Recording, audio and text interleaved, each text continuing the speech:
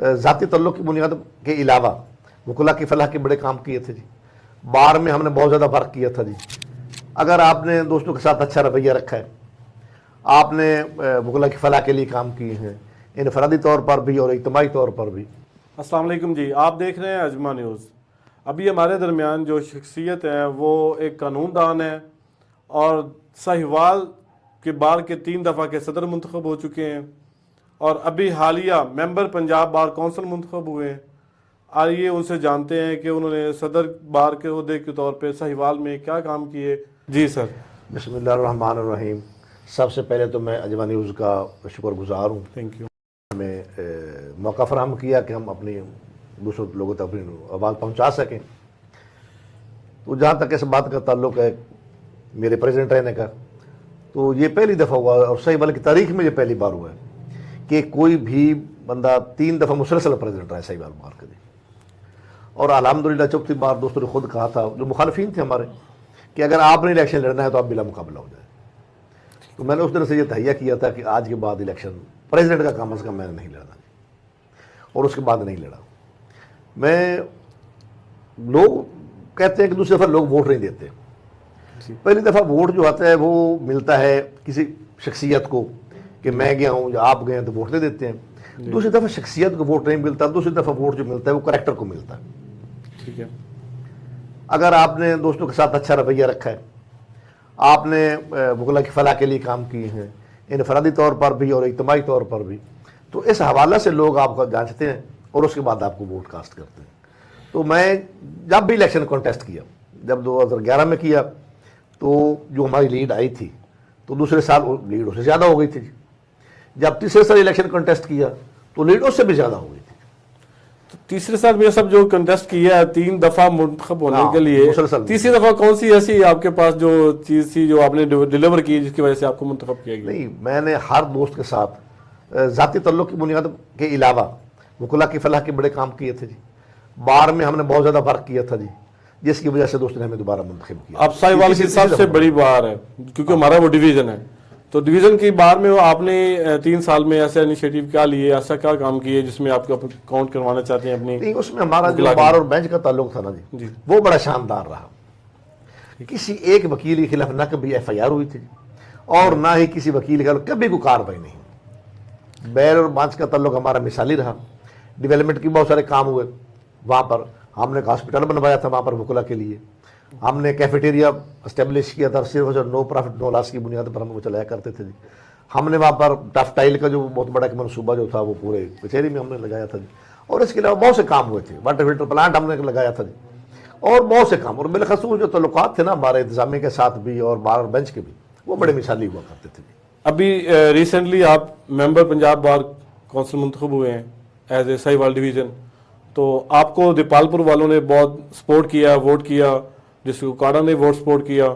الحمدللہ آپ کامیاب ہو گئے.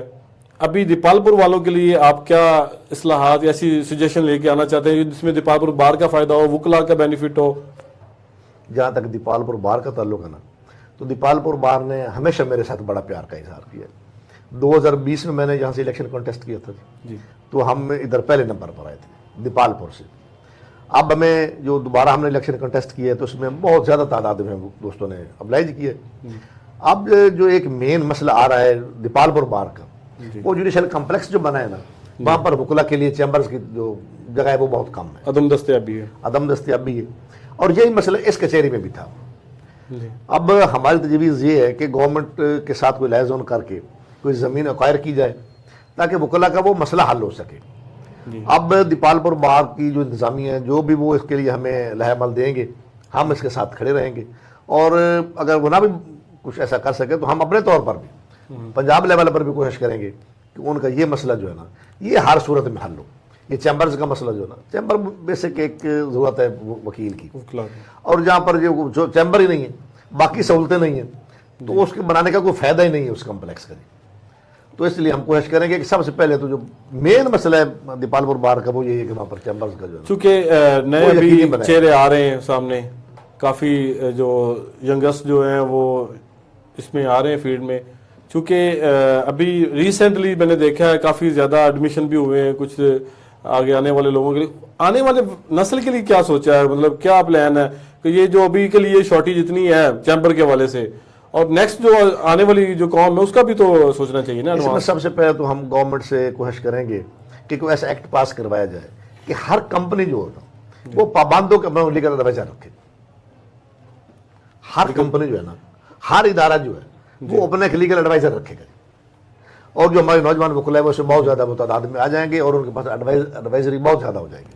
آپ نے جیسے ابھی ذکر کیا کہ آپ نے ساہیوال میں ایک ہاسپٹل وکلا کے لیے بنوایا, ٹھیک ہے, اور یہاں ابھی ایسا کوئی سہولت نہیں کسی کو دی گئی, نہ کوئی وکلا کا میں نے دیکھا اکاڑا میں بھی نہیں ہے, دیپال پور میں وکلا کے لیے. اور دیپال پور میں جو بھی ریسنٹلی الیکشن ہوا اس میں دیکھا کہ آپ نے دیپال پور کو ویسے بات بھی بہت ووٹوں سے, کیونکہ ہمارے یہاں پہ اپنے دیپال پور کے جنوں وہ کنٹیسٹ کر رہے تھے, تو اس کے تو بعد ابھی وہ چیمبرز کا پرابلم ہے نا, جی جوڈیشل کمپلیکس وہاں شفٹ ہو رہا ہے. اگر یہاں پر وہ ڈیولپمنٹ کوئی نہ کوئی کریں گے بھی, ہاسپٹل وغیرہ بنائیں گے یا کوئی اور ایسا اقدام اٹھائیں گے تو ہو سکتا ہے یہ کچہری یہاں سے شفٹ کرنا پڑ جائے وہاں پر بھی. تو اس لیے سب سے پہلے تو ان کا ہے چیمبرز کا مسئلہ, وہ حل ہونا چاہیے. اس کے بعد تو تمام جو سہولتیں باقی ڈسٹرکٹ میں ہیں یا تحصیل بار میں وہ بھی ان کو بھی ملنی چاہیے, ان کے لیے کوشش کریں گے. لیکن بیسک نیسیسٹی جو ہے نا وہ ان کا چیمبر ہے. ان کا انتظامیہ کے ساتھ جو ریلیشن ہے وہ کیسا ہوتا ہے, اس میں جو صدر بار ہوتا ہے اس کا کردار ہوتا ہے اہم. تو ادھر حالیہ کچھ دنوں میں واقعات بھی ہوئے ہیں, تو اس کو کیسے آپ نظر میں دیکھتے ہیں, اس کو ہونا چاہیے نہیں ہونا چاہیے, کیونکہ وہ حالات جہاں تک صورت یہ ہے کہ ہونا چاہیے نہیں ہونا چاہیے, یہی بات ہے کہ نہیں ہونا چاہیے. نہیں ہونا چاہیے. لیکن کچھ ایسے معاملات آ جاتے ہیں, بیوروکریسی میں بھی آ جاتے ہیں, جب وکیل کو کام کے لیے جاتا ہے یا کسی پولیس آفیسر کے پاس کام کے لیے جاتا ہے تو وہ اس کو ایسے ہی ٹریٹ کرتا ہے جیسے عام بندے کو وہ ٹریٹ کر رہا ہوتا ہے. بلکہ اب تو وہ ایک انہوں نے ذہن بنایا ہوا ہوتا ہے, کیونکہ باقی تو ان کو لوگ فائدہ دے رہے ہوتے ہیں. وکیل نے قانون کے مطابق بات کرنا ہوتی ہے جو ان کو ناگوار گزرتی ہے. میں نے یہ دیکھا ہے کہ اکثر جو معاملات خراب ہوتے ہیں نا وہ صرف اسی وجہ سے ہوتے ہیں.